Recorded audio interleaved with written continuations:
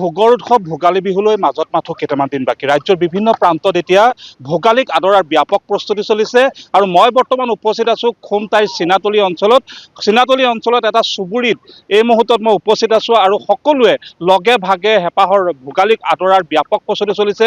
এই মুহূৰ্তত মহিলাসকলে ভেলাঘৰ সাজিবৰ বাবে এনেধৰণে তেওঁলোকে নৰা কাটিছে আৰু পুৰুষসকলে তাৰ সমান্তৰালভাৱে এই যি খৰি কটাত ব্যস্ত হৈ পৰিছে। আমি নিউজ লাইভৰ দৰ্শকসকলক পোনপটীয়াকৈ দেখুৱাইছোঁ। এয়া যি হেঁপাহৰ ভোগালী বিহুলৈ মাজত মাথো কেইটামান দিন বাকী। ৰাজ্যৰ বিভিন্ন প্ৰান্তত এতিয়া হেঁপাহৰ ভোগালীক আদৰাৰ ব্যাপক প্ৰস্তুতি চলিছে। সকলোৱে এনেধৰণে আনন্দ উল্লাসেৰে এনেধৰণে হেঁপাহৰ ভোগালীক আদৰাৰ ব্যাপক প্ৰস্তুতি চলিছে। আমি নিউজ লাইভৰ দৰ্শকসকলক পোনপটীয়াকৈ এই পৰিৱেশ দেখুৱাইছোঁ গোলাঘাট জিলাৰ চিনাতলী অঞ্চলৰ পৰা। আমি কোনোৱে যদি খৰি ফালিছে, কোনোৱে নৰা কাটিছে আৰু এনেধৰণে ক'ব লাগিব হেঁপাহৰ ভোগালীক আদৰাৰ ব্যাপক প্ৰস্তুতি চলিছে। সকলোৱে পুৰুষ মহিলা বৃদ্ধ কণ শিশু সকলোৱে আহি ইয়াত উপস্থিত হৈছে। সকলোৱে হেঁপাহৰ ভোগালীক আদৰাৰ ব্যাপক প্ৰস্তুতি চলিছে। আমি নিউজ লাইভৰ দৰ্শকসকলক পোনপটীয়াকৈ দেখুৱাইছোঁ। তাৰ সমান্তৰালভাৱে আমি কথা পাতিবলৈ চেষ্টা কৰিম। এগৰাকী জ্যেষ্ঠ ব্যক্তি আছে, আমি আপোনাৰ ওচৰলৈ আহিছোঁ। প্ৰথমতে ভোগালী বিহুৰ আগতীয়াকৈ শুভেচ্ছা জনাইছোঁ। কি ক'ব, এবাৰ যিহেতু ভোগালীক আদৰাৰ ব্যাপক প্ৰস্তুতি চলিছে, কোনোৱে যদি নৰা কাটিছে, কোনোৱে খৰি ফালিছে, এবাৰ কেনেধৰণে উদযাপন কৰিব? ধন্যবাদ।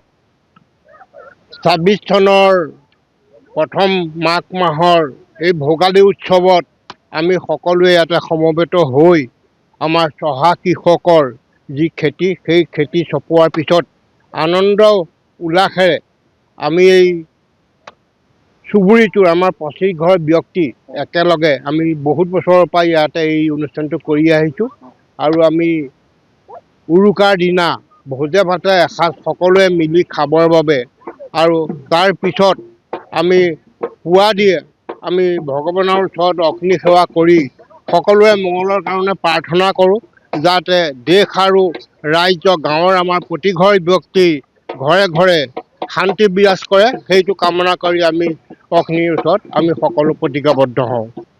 নিশ্চিতভাৱে ক'ব লাগিব যে এনেধৰণে হেঁপাহৰ ভোগালীক আদৰাৰ ব্যাপক প্ৰস্তুতি চলিছে। কোনোৱে যদি এনেধৰণে খৰি কাটিছে, এই খৰি কটাৰ পৰিৱেশ আমি দেখুৱাইছোঁ নিউজ লাইভৰ লগত। কোনোবাই যদি ভেলাঘৰ সাজিছে, সকলোৱে কেৱল আনন্দৰ পৰিৱেশ।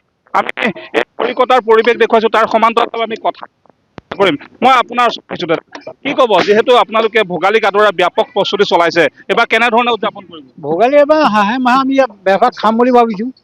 মানে প্ৰত্যেক বছৰে আমি মাঘৰ বিহুটো ভালকৈ পাতোঁ। আজি আমাৰ ২৫-২৬ ঘৰ মানুহ আছে। সেই ২৫-২৬ আজি বহুত বছৰ ধৰি, মানে বছৰ মোৰ মনত নাই, বহুত বছৰ ধৰি আমি পৰম্পৰা পালি আহিছোঁ। আজিও মানে খৰি কাটিবলৈ লৈছোঁ আজি ২-৩ দিনৰ আগৰ পৰা। এতিয়া কাটি মেলি সকলোৱে মিলা প্ৰীতিকে এসাঁজ খাম বুলি ভাবিছোঁ আৰু খেতি শেষ হওক। আমিও শুভেচ্ছা জনাইছোঁ। আন এগৰাকীৰ ওচৰলৈ আহিছোঁ, কি ক'ব, যিহেতু আপোনালোকে এই মুহূৰ্তত খৰি ফালি আছে, এবাৰ কেনেধৰণে উদযাপন কৰিব? এইবাৰ আমি বহুত মানে উলহ মালহেৰে আগবাঢ়িছোঁ। যিহেতু আমাৰ মহিলাৰ পৰা ধৰি সমূহ পুৰুষৰ পৰা আমাৰ কেঁচুৱালৈকে যিখিনি উৎসাহিত হৈ আছে এইবাৰ যাতে ভোগালী বিহু এসাঁজ প্ৰীতিৰে খাম, সেই আনন্দে আজি আমি ৩-৪ দিনৰ আগৰ পৰা আগবাঢ়ি এই একতাৰ দোলেৰে মানে গোটেইখিনি মিলা প্ৰীতিৰে এসাঁজ খাম বুলি আয়োজন চলাই আছোঁ। আৰু এই মুহূৰ্তত আমি দেখুৱাইছোঁ নিউজ লাইভৰ দৰ্শকসকলক এনেধৰণে সকলোৱে আনন্দ উল্লাসেৰে এই যি হেঁপাহৰ ভোগালীক আদৰাৰ ব্যাপক প্ৰস্তুতি চলাইছে। আমি নিউজ লাইভৰ দৰ্শকসকলক দেখুৱাইছোঁ। তাৰ সমান্তৰালভাৱে আমি মহিলাসকল আছে, মহিলাসকলে বিহু জুৰিছে। আমি পোনে পোনে বিহু পৰিৱেশলৈ লৈ গৈছোঁ।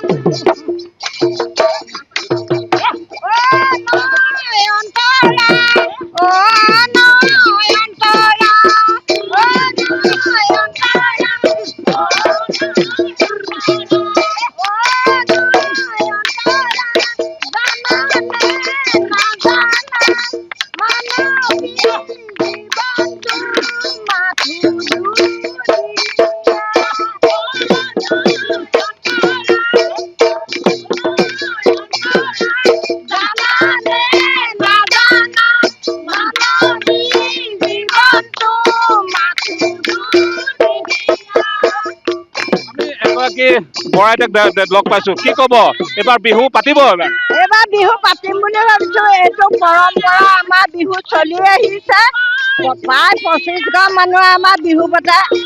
হাঁহে মাহে এসাঁজ খাওঁ আৰু থাকিমনো কিমান দিন আৰু নাতি পু বোৱাৰীৰ লগত ঘৰৰ ওচৰ চুবুৰীয়াৰ লগত অকণমান আৰু ফূৰ্তি কৰিছো আৰু